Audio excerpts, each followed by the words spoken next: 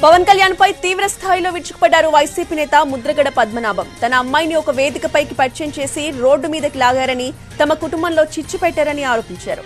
తన కుటుంబాన్ని రచ్చకేర్చిన పవన్ కళ్యాణ్ వాళ్ళ ఇంట్లో జరుగుతున్న విషయాలని ఎందుకు బహిర్గతం చేయడం లేదని ప్రశ్నించారు ముద్రగడ. పవన్ తన 3 భార్యల్ని కూడా పరిచయం చేయాలని అన్నారు.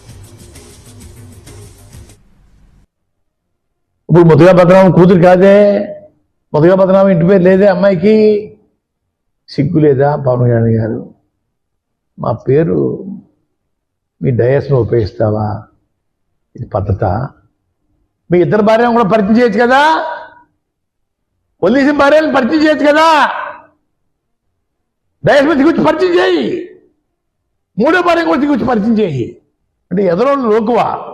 నీ 3 భార్యలు దిగుచ్చి డయాస్ పరిచయం